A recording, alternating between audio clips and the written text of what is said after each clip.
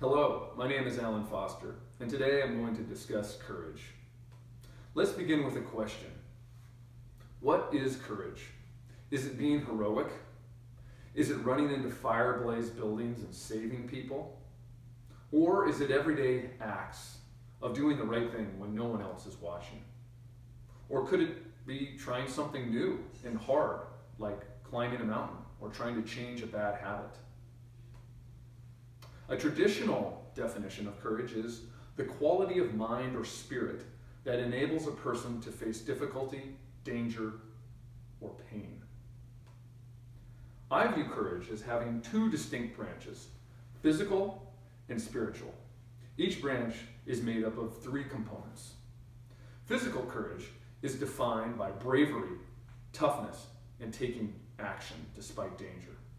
Spiritual courage involves living by a strict code of conduct where you do the right thing all the time. It's having everyday courage where you are vulnerable and wholehearted in your relationships.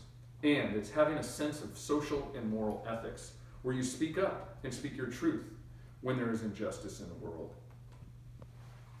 First, let's consider physical courage and specifically acts of bravery.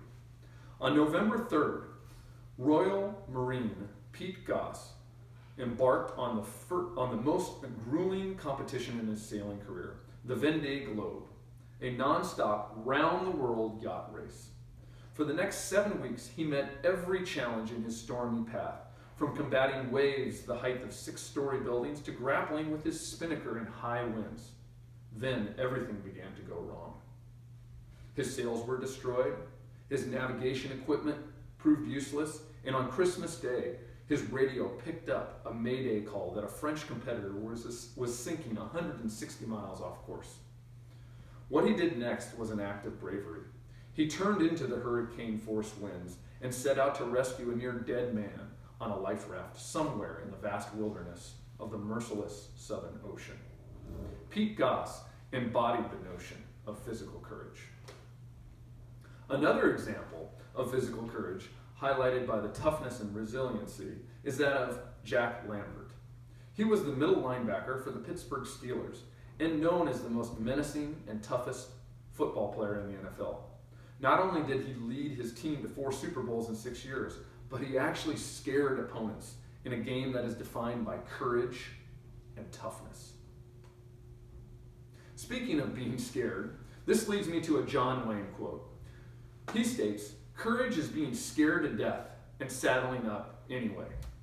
As a coach or leader of coaches, there will be times when you are scared and uncertain, but you must remain cool, calm, collected, and simply saddle up. You will need to take action or do the right thing, even when taking action and doing the right thing is unpopular. According to Lumpkin, Stoll, and Beller, we have a moral duty to lead.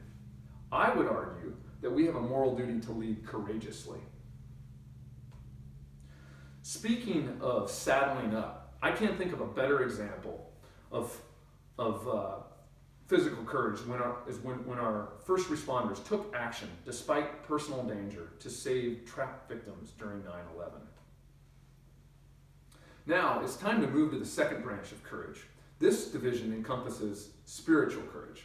John Maxwell outlines the importance of leading courageously in his book, Ethics 101, by following the Golden Rule.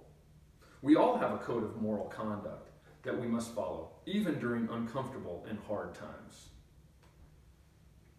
Spiritual courage's second component is akin to living everyday courage where you are vulnerable and wholehearted in all of your relationships.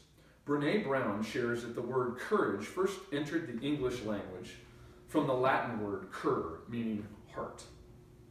She explains that having the courage to be vulnerable and wholehearted will lead to compassion and love for yourself and others, which ultimately leads to authentic connections. As an athletic director, it's important to let go of perfection and lean into your spiritual courage, ultimately being vulnerable, wholehearted, and connected to your coaching staff. Your spiritual courage to do the right thing, to be vulnerable, and to connect will allow you to influence and lead. You must be committed to listening, asking questions, being present, and being willing to ask for help. You also must be willing to have hard and uncomfortable conversations with administration, coaches, parents, and athletes. You must be willing to admit that you are learning and are committed to getting better. And you have to be willing to invest in projects where there are no guarantees. Also, as an athletic director and coach of coaches, it's important to remind our coaching staffs that they must model character and spiritual courage if they want their teams to love one another and play hard for one another. I think Joe Ehrman makes his point well in the book Season of Life when he points out that as a parent, he knows his kids catch more of what they see him do than what they hear him tell them to do. One of my favorite poems is See It Through by Edgar Guest. When you're up against a trouble, meet it squarely face to face. Plant your feet and take a brace. When it's vain to try to dodge it, do the best that you can do. You may fail, but you may conquer. See it through. I think what he's saying is you've got to meet your challenges head on. Don't run away. Stay true to your code of conduct. As he says, plant your feet and find a brace. A final example of spiritual courage is Gandhi's commitment to social and moral justice. In the following video clip, Gandhi speaks to his fellow brethren about the need for nonviolent protest in order to gain their independence and civil rights.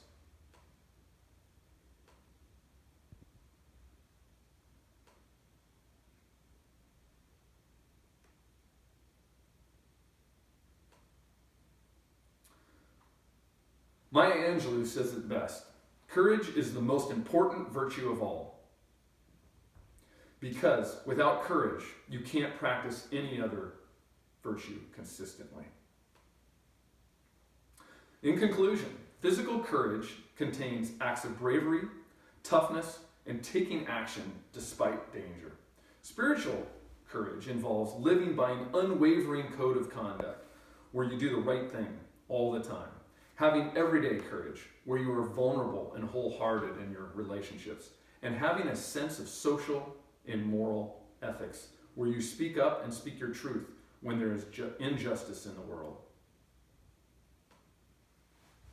Thank you. I hope you enjoyed my presentation on courage. Have a wonderful day.